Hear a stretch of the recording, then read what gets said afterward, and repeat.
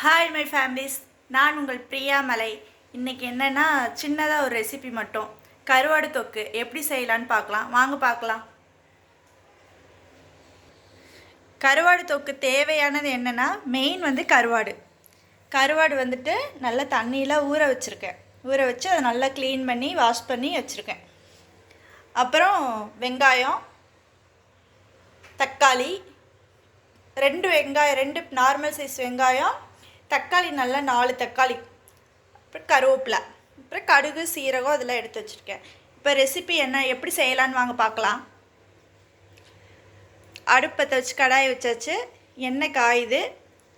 எண்ணெய் காஞ்சிருச்சு.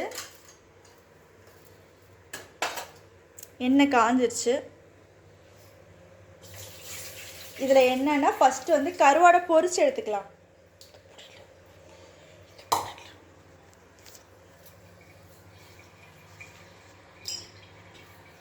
கருவாடு நல்லா பொரிச்சு எடுத்துக்கலாம் இந்த எண்ணெயில்.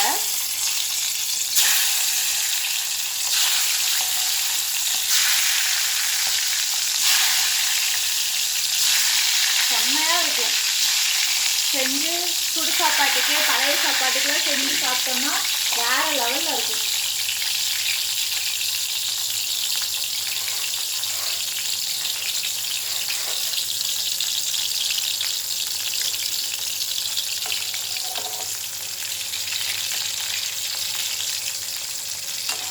கருவாடு தொக்கு இந்த மாதிரி துண்டை கருவாடில் செஞ்சோம்னா சூப்பராக இருக்கும்.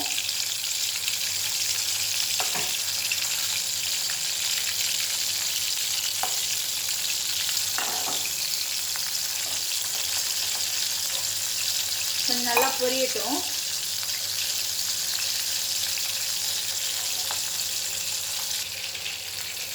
கருவாடு நல்லா பொரிஞ்சிருச்சு பாருங்கள், உங்களுக்கே தெரியும். இந்த இந்த இந்த ஒரு இதில் இப்போ எடுத்துக்கலாம். நம்ம இந்த கருவாடு எடுத்துடலாம். தெரியுதுங்களா? இந்த மாதிரி இருந்துச்சுன்னா கருவாடு எடுத்துடலாம். இதே எண்ணெயிலேயே, இந்த எண்ணெயை நம்ம வேஸ்ட் பண்ண வேண்டாம், நல்லாயிருக்கும். இதே எண்ணெயிலேயே கடுகு, சீரகம், சும்மா 1-2 வெந்தயம்.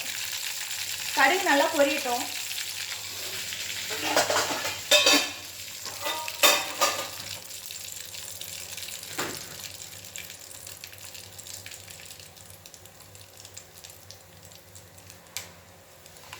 கடுகு நல்லா பொரியுதுங்களா? நல்லா வெடிக்குதா? இந்த டைமில் கடுகு நல்லா வெடிக்கணும். கடுகு வெடிக்கலைன்னா கசக்கும். அதனால் கடுகு வெடிச்சதுக்கு, எப்பயுமே எந்த சமையல் செஞ்சாலுமே சரி, கடுகு வெடிச்சதுக்கப்புறம் வெங்காயம்.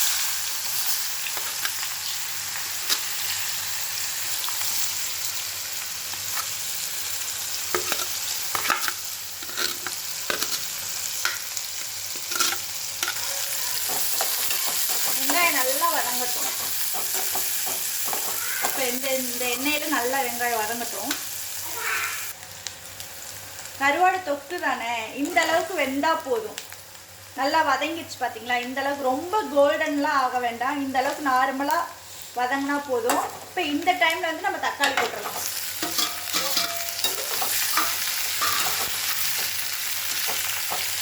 உப்பு போட்டுக்கலாம்.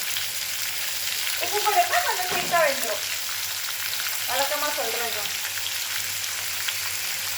கருவாடில் உப்பு இருக்கும், அதனால பார்த்து உப்பு போட்டுக்கோங்க.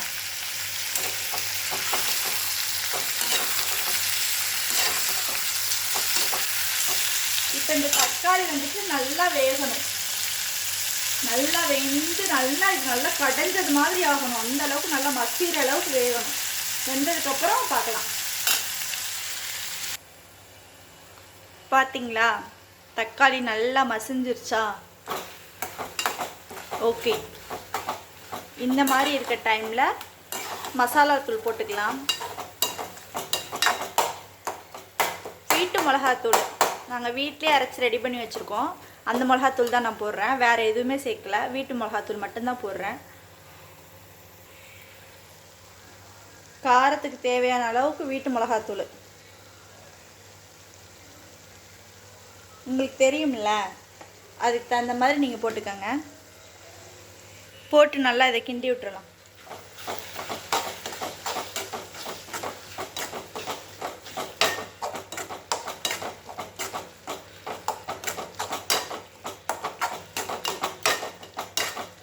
கொஞ்சம் கலர்ஃபுல்லாக வேணும்னா நீங்கள் வரமிளகாத்தூள் கூட சேர்த்துக்காங்க. எனக்கு போதும், இந்த அளவே போதும். நல்லா தொக்காக இருக்கா. மிளகாத்தூள் அந்த ஸ்மெல்லு போகட்டும், போகிற வரைக்கும் நல்லா எண்ணெயில் கிண்டி விட்டுட்டு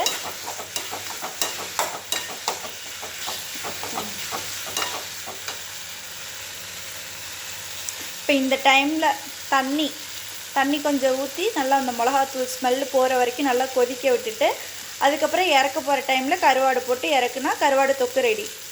பேருங்க நான் எப்படின்னு காமிக்கிறேன். தண்ணி இவ்வளோ ஓகே, போதுமான மிளகாய் தான்.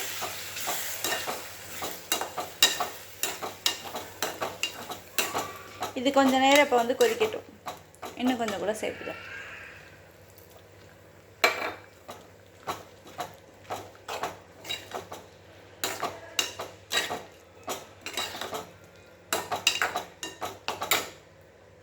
நல்லா கொதிக்கட்டும். கொதித்து நல்லா எண்ணெய் பிரிஞ்சு வந்ததுக்கப்புறம் கருவாடு போட்டு 2 மீன் கருவாடு நம்ம வந்து எண்ணெயில் வந்துட்டு ஃப்ரை பண்ணி தானே வச்சுப்போம். அதனால் ரொம்ப நேரம்லாம் வச்சுருக்க வேணாம். போட்டு ஒரு 2 கொதி வந்தோடனே ஆஃப் பண்ணிடலாம். உங்களுக்கே நல்லா தெரியும் எண்ணெய் நல்லா பிரிஞ்சு வந்துச்சா. இந்த டைமில் கருவாடு போட்டு ஒரு 2 நிமிஷம் ஓகே. இப்போ வந்து கருவாடு போட்டுடலாம். கருவாடு போட்டு அப்படியே